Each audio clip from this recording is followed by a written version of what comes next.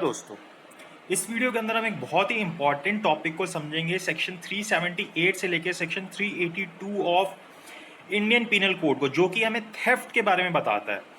ये दोनों सेक्शंस मतलब ये जो सारे सेक्शंस हैं ये बहुत ही इंपॉर्टेंट सेक्शंस हैं। चाहे आप एलएलबी के स्टूडेंट हो, चाहे आप जुडिशरी के स्टूडेंट हो, आप कोई और एग्ज़ाम दे रहे हो, लॉ से रिलेटेड, एपीओ जेएलओ, कोई भी एग्ज़ाम दे रहे हो, तो ये जो सेक्शंस हैं ये बहुत ही इंपॉर्टेंट सेक्शंस हैं। तो इस वीडियो के अंदर हम इन सेक्शंस को बहुत ही डिटेल के अंदर समझेंगे कि हमें, जैसे कि इन सेक्शन के अंदर हमें थेफ्ट के बारे में बताया गया बेसिकली। तो थेफ्ट क्या होता है, थेफ्ट की जो इंग्रेडिएंट्स होते हैं वो क्या होता है, कब माना जाता है कि थेफ्ट क्या होता है, कितनी सज़ा होती है थेफ्ट के अंदर, जब हम अपने साथ जैसे मान लीजिए कोई ऐसा इंस्ट्रूमेंट कैरी कर रहे हैं जिससे हम किसी को हार्म कर सकते हैं चोरी करते वक्त, तो कितनी सज़ा होती है, जब हम ड्वेलिंग हाउस या ड्वेलिंग बिल्डिंग के अंदर घुस के थेफ्ट करते हैं तो उसमें क्या सज़ा होती है। तो ये सारी चीज़ें हम इस वीडियो के अंदर देखेंगे।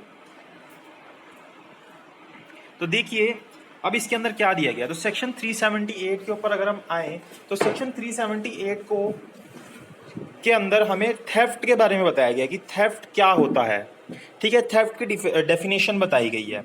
अब देखिए जो सेक्शन 378 है, अगर हम उसको रीड करें, सबसे पहले जो सेक्शन 378 है अगर हम उसको रीड करें तो ये सेक्शन 378 क्या बोलता है।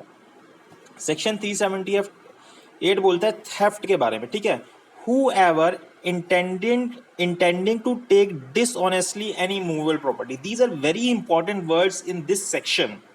क्या बोल रहा है कि कोई भी व्यक्ति इंटेंडिंग, उसकी इंटेंशन कैसी है, उसकी नीयत कैसी है, टू टेक डिसऑनेस्टली, कि वो डिसऑनेस्टली किसी मूवेबल प्रॉपर्टी को किसी दूसरे व्यक्ति के पोजीशन में से लेना चाहता है। अब इन वर्ड्स को अभी हम जब हम इनके इंग्रेडिएंट्स देखेंगे तो हम बहुत डिटेल के अंदर डिस्कस करेंगे कि इनका मतलब क्या है, जब हम अभी सेक्शन 379 के अंदर इसकी सजा के बारे में बात करेंगे। ठीक है, तो यहाँ पे ये बात बोल रहा है out of the position of any person without that person concern, कि भाई उस व्यक्ति की कंसर्न के बिना वो प्रॉपर्टी डिसऑनेस्टली, जो भी मूवेबल प्रॉपर्टी थी, उसका पोजीशन ले लेता है। moves that property, this is also very important word। in order to such taking is said to commit theft। तो ये जो चीज वो लेता है उसको हम क्या बोल देते हैं, थेफ्ट बोल देते हैं। तो ये डेफिनेशन है थेफ्ट की। अगर हम इसके इंग्रेडिएंट पे आए तो इंग्रेडिएंट से पहले हम इसकी एक्सप्लेनेशन को एक बार रीड कर लेते हैं। एक्सप्लेनेशन क्या बोलती है, a thing so long as it is attach to the earth, कि भाई कोई भी चीज जब तक वो अर्थ से अटैच्ड है, नॉट बीइंग मूवेबल प्रॉपर्टी, तब तक वो मूवेबल प्रॉपर्टी नहीं है। मूवेबल प्रॉपर्टी वो कब होगी, जब वो अर्थ से अलग हो जाएगी। Is not the subject of theft. तो जब तक कोई चीज अर्थ से जुड़ी हुई है, मान लीजिए कोई पेड़ जो है वो अर्थ के अंदर जुड़ा हुआ है, गड़ा हुआ है, उसके अंदर अटैच्ड है उससे, आपकी कोई वॉल है वो अर्थ के अंदर अटैच है, तब तक आप उसको थेफ्ट नहीं कर सकते। But it becomes capable of being the subject of theft as soon it is severe from the earth. जब भी वो, जैसे ही वो अर्थ से अलग हो जाएगी, सीवियर हो जाएगी, तो वो सब्जेक्ट टू थेफ्ट हो सकती है, उसकी उसको चोरी उसकी की जा सकती है। जैसे मान लीजिए कि कोई पेड़ गिर गया, अब पेड़ गिर गया तो अब वो अर्थ से सीवियर हो गया, अलग हो गया, तो अब उसकी चोरी हो सकती है। That can be to subject to theft. ठीक है, तो एक्सप्लेनेशन 1 ये बोलती है।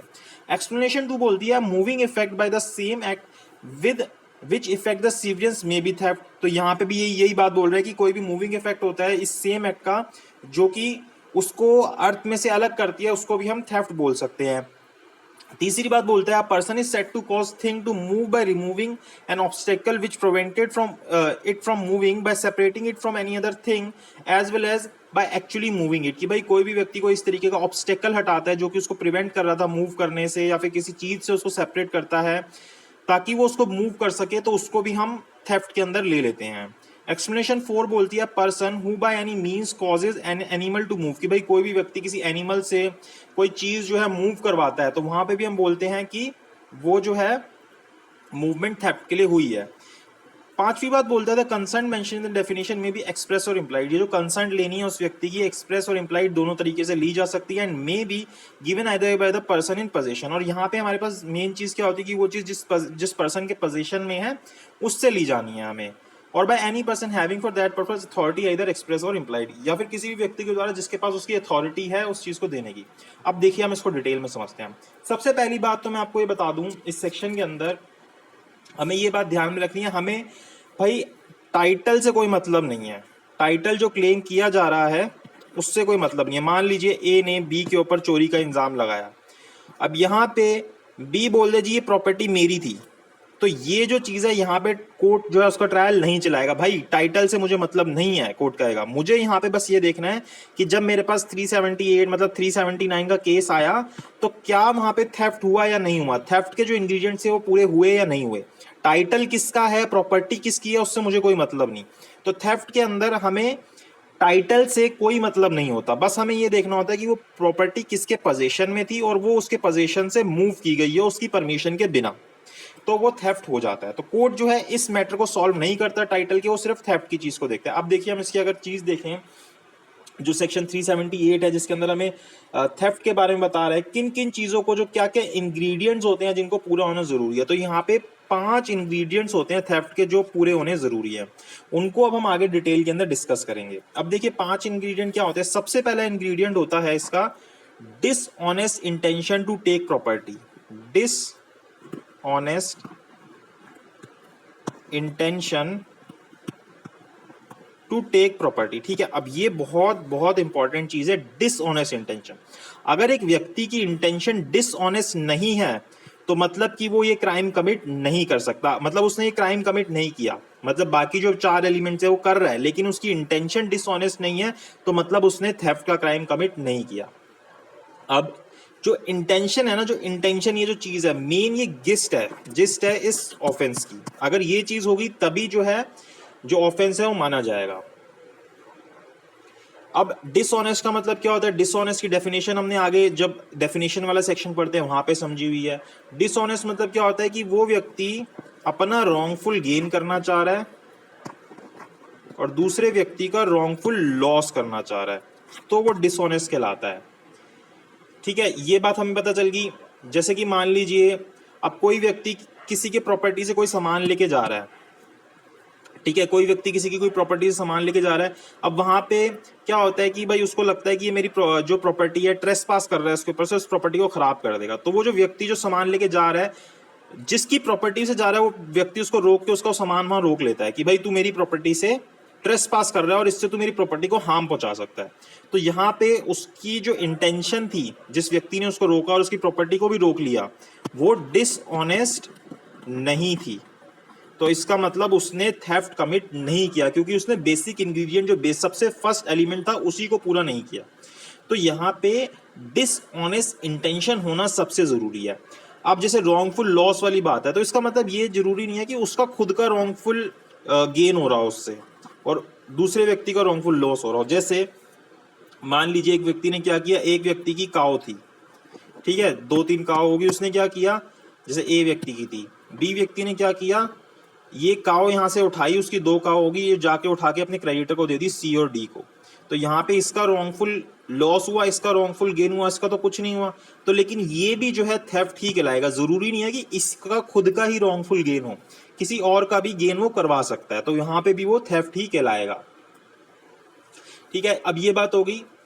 उसके बाद अब यहाँ पे ये बात भी होती कि वो जो उसने, ये जो उसकी इंटेंशन थी, जो उसकी इंटेंट थी इस चीज की प्रॉपर्टी को लेने की, वो जरूरी नहीं है कि वो उस प्रॉपर्टी को परमानेंटली लेना चाह रहा हो, ऐसा जरूरी नहीं है। हो सकता है कि उसको थोड़े टाइम के लिए लेना चाह रहा हो, मतलब परमानेंटली होना जरूरी नहीं है। ये जो एलिमेंट है ये परमानेंट होना जरूरी नहीं है। जैसे मान लीजिए इसके अंदर एक केस आता है इंडियन एयरफोर्स का, केस का नाम है KN मेहरा AIR 1957। इसके अंदर ये क्या करता है, ये क्या करता है कि ना जो एक्यूज होता है, ये इंडियन एयरफोर्स का प्लेन जो है बिना परमिशन के उसको फ्लाइट करके ले जाता है, उड़ा के ले जाता है। अब उसको टेम्परेली ही लेके गया, मतलब परमानेंट तो लेके नहीं गया, तब भी क्या बोला जाएगा कि उसने क्या किया है, वो गिल्टी माना जाएगा थेफ्ट का, क्योंकि उसने उसकी परमिशन नहीं ली, अनऑथराइज वे से उसको ले गया। मतलब उसकी जो इंटेंशन थी वो क्या थी, डिसऑनेस्ट थी, और उसने क्या किया, उस प्रॉपर्टी को वहां से मूव किया। तो ये हमारा पहला एलिमेंट होता है किसका, इसका थेफ्ट का। अब मान लीजिए इसी इसी के अंदर हम बात करें डिसऑनेस्ट इंटेंशन की। कोई व्यक्ति कोई काम मिस्टेक से कर देता है, मिस्टेक से उसको लगता है कि ये प्रॉपर्टी मेरी है, मिस्टेक ऑफ फैक्ट से उसको ऐसा लगता है, या इग्नोरेंस ऑफ से उसको ऐसा लगता है, तो तब भी वो गिल्टी नहीं होगा इस ऑफेंस को करने की। क्यों? क्योंकि उसकी डिसऑनेस्ट इंटेंशन नहीं थी, उसने मिस्टेक के अंदर ऐसा कर दिया। अब मान लीजिए कि जैसे इसने एक प्रॉपर्टी इसको हायर के ऊपर दी, ठीक है। अब हायर के ऊपर ये प्रॉपर्टी इसकी कब होती है? जब बी जो है आखिरी इंस्टॉलमेंट पे कर देगा, फिर ये प्रॉपर्टी इसकी हो जाएगी। उससे पहले ये इसकी इंस्टॉलमेंट पे नहीं कर पा रहा होता, तो ए क्या करता है, इसको जो प्रॉपर्टी दे रखी होती है वो उसका पोजीशन वापस ले लेता है। तो यहाँ पे भी ये नहीं कहलाया जाएगा कि ए ने थेफ्ट कमिट किया। क्यों? क्योंकि इसकी डिसऑनेस्ट इंटेंशन नहीं थी, वो ऐसा नहीं चाह रहा था कि उस प्रॉपर्टी को डिसऑनेस्ट वे के अंदर लेके जा सके, ठीक है। तो ये हमारा पहला एलिमेंट खत्म हो गया। अब हम आते हैं सेकंड एलिमेंट के ऊपर। दूसरी चीज क्या देखी थी हमने कि वो जो प्रॉपर्टी है वो प्रॉपर्टी कैसी होनी चाहिए? वो प्रॉपर्टी मूवेबल प्रॉपर्टी होनी चाहिए, मूवेबल प्रॉपर्टी होनी चाहिए, ठीक है। अब मूवेबल प्रॉपर्टी होनी चाहिए वो, ये बात हमें एक्सप्लेनेशन 1 और एक्सप्लेनेशन 2 के अंदर भी देखी कि मूवेबल प्रॉपर्टी मतलब थिंग्स अटैच टू अर्थ जो होती है वो मूवेबल प्रॉपर्टी नहीं होती। लेकिन एक बार मान लीजिए जैसे ट्री है, ट्री गिर गया तो अब वो मूवेबल हो जाएगा क्योंकि वो सीवरेंस फ्रॉम अर्थ हो गया। तो यहाँ पे एक्सप्लेनेशन 1 एक्सप्लेनेशन 2 के अंदर दोनों के अंदर यही बात बोली गई है।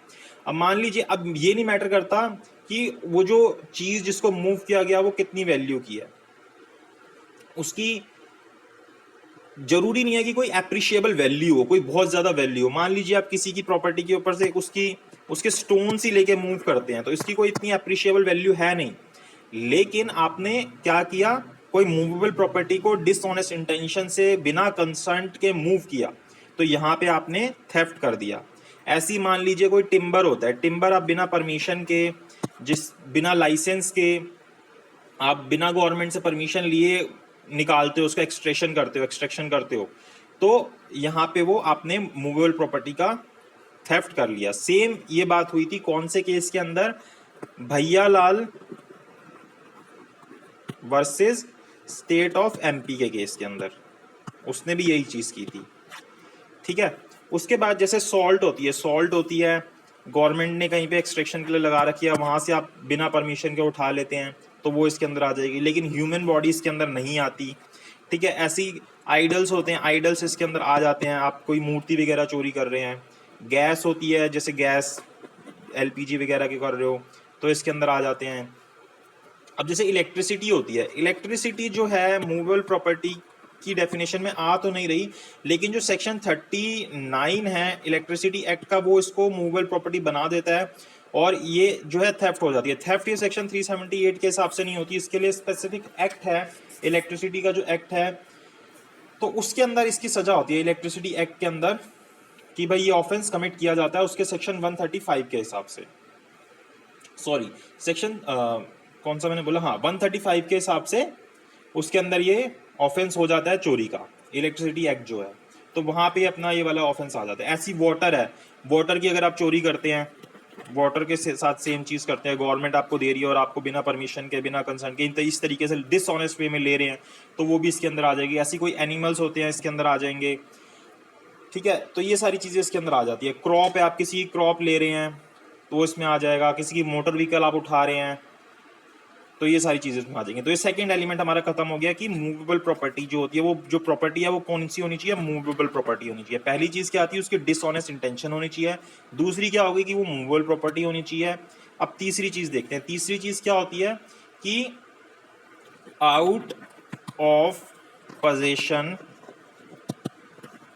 Of any person. अब यहाँ पे वर्ड क्या यूज हुआ? एनी पर्सन, ओनर यूज नहीं हुआ।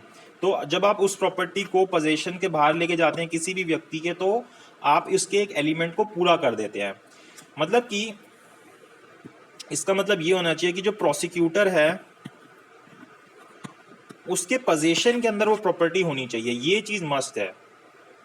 अब जैसे मान लीजिए कोई वाइल्ड एनिमल्स हैं, आप उसको बिना किसी परमिशन के उठा के ले आते हैं, तो वो तो किसी के पोजीशन में नहीं होते, तो वो थेफ्ट नहीं कहलाएगा। वाइल्ड एनिमल्स हो गए, आपने कोई बर्ड्स वगैरह पकड़ ली, फिश पकड़ ली, तो इस तरीके की चीजें जो होती हैं वो थेफ्ट के अंदर नहीं आती। तो ये चीज हो गई कि वो आप किसी व्यक्ति के पोजीशन से ले रहे हैं। अब एनी पर्सन मतलब कि वो व्यक्ति के पोजीशन के अंदर वो प्रॉपर्टी होनी चाहिए। अब चाहे वो उसका ऑनर है या नहीं है, चाहे उसके पास उसका पोजीशन राइटफुल है या रॉन्गफुल है, भाई गलत तरीके से उसने उसका पोजीशन कर रखा है, सिर्फ और सिर्फ उसके पास उसका क्या होना चाहिए, फिजिकल कंट्रोल होना चाहिए, उस प्रॉपर्टी का फिजिकल कंट्रोल जरूरी है। ठीक है, फिजिकल कंट्रोल होना चाहिए। इतनी सी चीज अगर है ना तो ये एनफ है, इसके अलावा कोई और चीज पूरी करने की जरूरत नहीं है जो पोजीशन के लिए है। ऑनरशिप है नहीं है, सही पोजीशन है नहीं है, बस फिजिकल कंट्रोल होना चाहिए, मतलब पोजीशन होना चाहिए। ये चीज है तो मतलब उसके कंट्रोल से आप उस प्रॉपर्टी को बाहर लेके जा रहे हो। उसके बाद यहाँ पे अगर हम बात करें चौथे एलिमेंट की, चौथा एलिमेंट क्या है इसका, कंसेंट, कि जिस व्यक्ति से आप प्रॉपर्टी ले रहे हो उसकी कंसेंट नहीं है। अब ये जो कंसेंट है, जैसे अब अगर आपको कंसेंट लेनी है तो ये कंसेंट जैसे हमने एक्सप्लेनेशन 5 में भी पढ़ा कि ये एक्सप्रेस भी हो सकती है और इम्प्लाइड भी हो सकती है। ठीक है, तो आप दोनों में से किसी भी तरीके से कंसेंट ले सकते हो, लेकिन वो कंसेंट होना बहुत ज़रूरी है। अगर आप कंसेंट नहीं लेते तो मतलब कि आपने इसका एक एलिमेंट पूरा कर दिया, जो फोर्थ एलिमेंट है थेफ्ट का, और ये ऑफेंस कमिट हो जाएगा। अब यहाँ पे ये जो कंसेंट है, अगर ये अनऑथराइज कंसेंट है, भाई जिस व्यक्ति को कंसेंट देने का अधिकार ही नहीं था वो कंसेंट दे रहा है, तो भी जो है वो कंसेंट मानी नहीं जाएगी। अगर मान लीजिए जैसे आप कोई इम्प्रॉपर सर्कमस्टांसिस के अंदर कोई कंसेंट लेते हैं तो वो भी इसके अंदर नहीं आएगी। आप कंसेंट जो है फॉल्स रिप्रेजेंटेशन से या फिर इस तरीके से चीज़ से लेते हैं जिससे कि जिस व्यक्ति की कंसेंट दे रहे हैं उसको मिसकंसेप्शन ऑफ फैक्ट्स हो जाए, तो वो भी जो है वैलिड कंसेंट नहीं कहलाएगी और कंसेंट वाला एलिमेंट जो है आपका पूरा हो जाएगा। मतलब कि अब आपने एक और चीज़ पूरी कर दी, बाकी पहले 3 चीज़ें की, अब कंसेंट भी पूरी कर दी। और अब आखिरी जो एलिमेंट है इसका वो क्या है, फिफ्थ एलिमेंट जो है मूव्स दैट प्रॉपर्टी। ये ज़रूरी है कि उस प्रॉपर्टी को मूव किया गया हो। जैसे मान लीजिए मैंने पेड़ का एग्जांपल दिया, वो पेड़ गिर गया, पेड़ गिर गया, मैंने रखे रखे ही वहाँ पे किसी को वो बेच दिया, तो मैंने मूवमेंट नहीं की, तो इसका मतलब कि मैंने उसके अंदर थेफ्ट नहीं की। तो जो वो प्रॉपर्टी है उसकी मूवमेंट होना बहुत ज़रूरी है। अगर वो मूव नहीं होगी तो वो नहीं माना जाएगा कि आपने जो थेफ्ट है वो किया है। ठीक है, अब यहाँ पे जैसे मान लीजिए कोई हस्बैंड वाइफ होते हैं, जैसे इंग्लिश लॉ के अंदर जाएंगे ना, तो इंग्लिश लॉ के अंदर जो हस्बैंड वाइफ होते हैं उनको 1% माना जाता है और वो एक दूसरे के साथ थेफ्ट कमिट नहीं कर सकते। लेकिन भाई आप हिंदू लॉ के अंदर आ जाइए या मॉमडन लॉ के अंदर आ जाइए, ठीक है, यहाँ पे हस्बैंड और वाइफ 1% नहीं होते। अगर मान लीजिए वाइफ जो है बिना हस्बैंड के पोजीशन के उसकी कोई प्रॉपर्टी मूव करती है बिना कंसेंट के, कोई मूवेबल प्रॉपर्टी, तो मान लिया जाएगा कि वाइफ ने कोई थेफ्ट कमिट किया है। लेकिन अगर वो अपना स्त्री धन वापस लेके जाती है तो फिर वहाँ पे वो थेफ्ट नहीं होता क्योंकि वो उसकी ही प्रॉपर्टी थी। सेम चीज़ एप्लीकेबल होगी मोहम्मदन लॉ के अंदर भी, कि अगर हस्बैंड या वाइफ बिना उनके परमिशन के कोई उनकी प्रॉपर्टी लेके जाते हैं एक दूसरे की, तो वो भी थेफ्ट के अंदर आ जाएगा। अब यहाँ पे एक बात और हमें याद रखनी है, जैसे एक मैक्सिम है, नेसेसिटियस इंडुसिट प्रिविलिजियम को एट जूरा प्राइवेटा। इसका मतलब होता है कि जहाँ पे मैन जो है एक्सट्रीम वांट ऑफ फूड के अंदर है या क्लोथिंग उसको बहुत ज़रूरी चाहिए है, इसके लिए वो चोरी करता है ताकि वो अपनी प्रेजेंट नेसेसिटीज़ को पूरा कर ले। तो लॉ जो होता है इस तरीके के एक्सक्यूजेस को अलाउ नहीं करता। मैं इस मैक्सिम को लिख देता हूँ, नेसेसिटास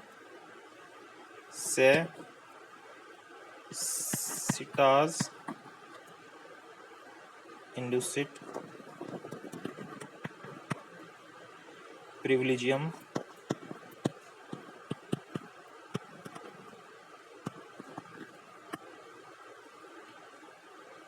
को एड जूरा प्राइवेटा। तो ये जो है पूरी मैक्सिम है जिसके अंदर ये बात बोली गई है। अब यहाँ पे ये बात भी हमें याद रखनी है कि आप चाहे सिंगल थेफ्ट करें चाहे सेवरल थेफ्ट करें, मतलब मान लीजिए आप किसी के घर में घुसे, आपने सिर्फ एक ही चीज़ चुराई या फिर आपने बहुत सारी चीज़ें चुराई, तो आपके ऊपर एक ही जो है वहाँ पे केस चलेगा। तो ये बातें हमें यहाँ पे बताई गई है। ठीक है, अब हम आते हैं सेक्शन 379 के ऊपर, जहाँ पे हमें ये करने की, जो हमने ये थेफ्ट किया है उसकी सज़ा दी गई है। तो एक बारी सेक्शन 379 को अगर हम रीड करें तो सेक्शन 379 क्या बोलता है, ये सारे इलस्ट्रेशन है, इनको आप पढ़ सकते हैं, ये समझ आ जाएगा, इससे और क्लियर हो जाएगा। पनिशमेंट ऑफ थेफ्ट के बारे में बात करता है।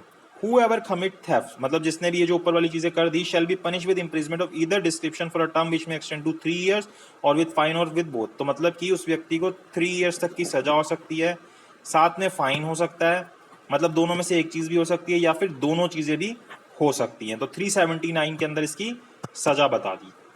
उसके बाद अब हम आते हैं 379 के बाद सेक्शन 380 के ऊपर। अब सेक्शन 380 किस बारे में बात कर रहा है? सेक्शन 380 बात करता है थेफ्ट इन ड्वेलिंग हाउस के बारे में। सेक्शन 380 बात करता है थेफ्ट इन ड्वेलिंग हाउस, भाई जहां पे भी कोई लोग रह रहे हैं वहां पे अगर चोरी होती है तो। पहले हम सेक्शन को रीड करते हैं फिर देखते हैं इसके अंदर क्या है। सेक्शन बोलता है theft in dwelling house, whoever commits theft in any building, tent और वेसल, मतलब कि कोई बिल्डिंग है, अगर कोई टेंट लगा के रह रहा है, कोई किसी वेसल के अंदर ऐसे कोई शिप वगैरह हो गई, विच बिल्डिंग टेंट और vessel is use for human dwelling, और वो जो बिल्डिंग है या टेंट है या वेसल है किस चीज़ के लिए यूज होना चाहिए? ह्यूमन ड्वेलिंग के लिए। और is use for the custody of property, या फिर किसी प्रॉपर्टी को रखने के लिए यूज होना चाहिए। Shall be punish with imprisonment of either description for a term which may extend to 7 years and also shall be liable to fine. तो यहाँ पे उसको 7 साल तक की सजा हो सकती है और साथ ही साथ फाइन लगेगा ही लगेगा, क्योंकि वर्ड क्या यूज हुआ है? एंड, तो फाइन तो लगना पक्का पक्का है। ठीक है, तो ये बात हमें 380 के अंदर बताई गई। अब 380 के अंदर अगर हम और चीजों को समझें तो अब यहां पे बोलता है थेफ्ट इन एनी बिल्डिंग। क्या बोलता है? Theft in any building. तो बिल्डिंग का मतलब क्या होता है? Permanent edifice of some kind, किसी भी तरीके का परमानेंट एडिफिस है तो हम उसको क्या बोल देते हैं? बिल्डिंग बोल देते हैं। अब जैसे मान लीजिए कोई व्यक्ति कोई चोरी करता है किसी के बरांडा में से। बरांडा पता नहीं क्या होता है? जो घर के बीच में खाली सा स्पेस होता है या आगे खाली सा स्पेस होता है, बरांडा में से, या किसी की छत के ऊपर से, मतलब टॉप के ऊपर कोई सामान पड़ा होता है। ठीक है, या फिर कहाँ से चोरी करता है? जैसे किसी की वैन है उसमें से चोरी करता है, ब्रेक वैन है, तो वो जो है बिल्डिंग नहीं कहलाएगा। तो वहां से अगर कोई सामान उठाता है तो उसके ऊपर सेक्शन 380 नहीं लगेगा, क्योंकि वो बिल्डिंग की डेफिनेशन में नहीं आता। लेकिन मान लीजिए जैसे एक केस है, केस का नाम मैं बताता हूँ, केस का नाम है शेख साहिब, 1886 का केस है, शेख साहिब।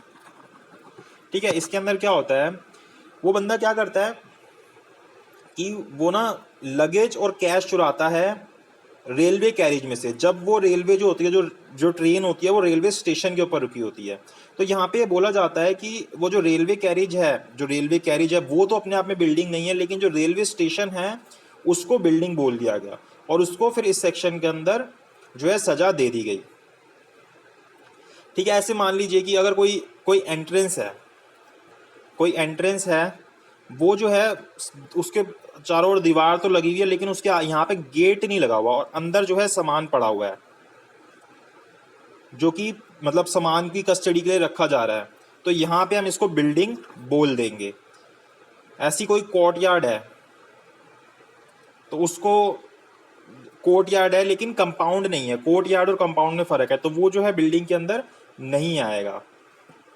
तो यहाँ पे हमें ये चीज़ पता होनी चाहिए कि बिल्डिंग क्या है और बिल्डिंग क्या नहीं है, टेंट क्या है क्या नहीं है, वेसल क्या है क्या नहीं है। तो इस जगह से कोई भी अगर चोरी करता है तो उसके ऊपर ये सेक्शन लग जाती है। अब देखिए, अब मान लीजिए किसी व्यक्ति के पास से सिर्फ जो सामान चोरी हुआ उसकी रिकवरी होती है,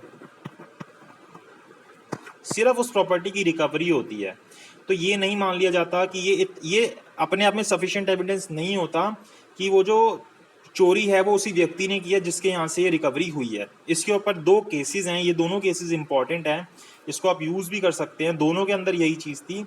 पहले केस का नाम है अजीज वर्सेस स्टेट ऑफ केरला, ये 2013 का केस है। इसके अलावा एक केस है Kuldeep Singh versus state of Delhi, Delhi. ठीक है, ये 2003 का केस है। तो दोनों के फैक्ट्स नियर अबाउट सेम ही है, इनको आप पढ़ सकते हैं निकाल के। अब मान लीजिए किसी व्यक्ति के ऊपर दो ऑफेंस लगते हैं। ठीक है, एक लगता है हाउस ब्रेकिंग का और एक लगता है थेफ्ट का।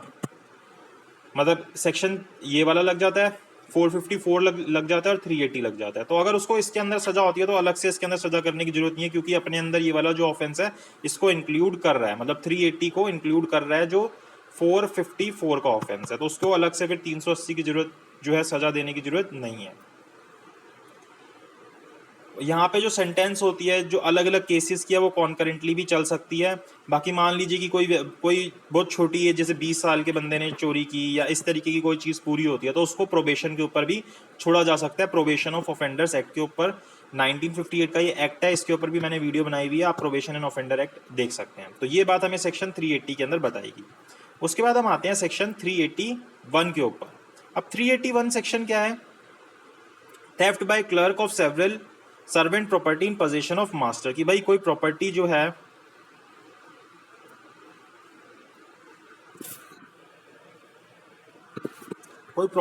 है वो क्या है कि क्लर्क के पास है, मतलब मास्टर के पोजीशन के अंदर है, और उसकी जो चोरी है, जो थेफ्ट है, वो कौन करता है? क्लर्क या सर्वेंट करता है उस प्रॉपर्टी का। हु एवर बीइंग क्लर्क और सर्वेंट, भाई कोई भी क्लर्क है या कोई भी सर्वेंट है, और being employed in the capacity of clerk और सर्वेंट, या जिसको एज ए क्लर्क या सर्वेंट रखा गया है, वो क्या करता है? थेफ्ट कमिट करता है in respect of property in the position of his master और एम्प्लॉयर, जो भी प्रॉपर्टी उसके मास्टर या एम्प्लॉयर के पोजीशन के अंदर है। तो उसको पनिशमेंट दी जाती है of either description for a term which may extend to 7 years and also shall liable to fine, 7 साल तक की सजा दी जा सकती है, और साथ साथ उसके ऊपर फाइन भी लगाया जाता है। तो ये जो है इसके अंदर सजा मिलती है। मतलब कि जब कोई क्लर्क या कोई सर्वेंट इस तरीके की चोरी करता है तो उसको ये सजा मिलती है। अब इसके अंदर इतनी सजा क्यों दी गई? क्योंकि जो क्लर्क या सर्वेंट होता है उसके पास बहुत ज़्यादा अपॉर्चुनिटी होती है इस तरीके के ऑफेंस कमिट करने की, क्योंकि उसके पास अपने एम्प्लॉयर का कॉन्फिडेंस होता है कि भाई ये व्यक्ति जो है मेरा एम्प्लॉय है, ये मेरे पास चोरी नहीं करेगा। अब जब इस तरीके की कोई प्रॉपर्टी का पोजीशन उस व्यक्ति के पास मिलता है, सर्वेंट के पास मिलता है, तो सेक्शन ये अप्लाई हो जाता है। ठीक है, तो इसके अंदर इतनी चीज जरूरी थी। फिर उसके बाद 382 के ऊपर आते हैं।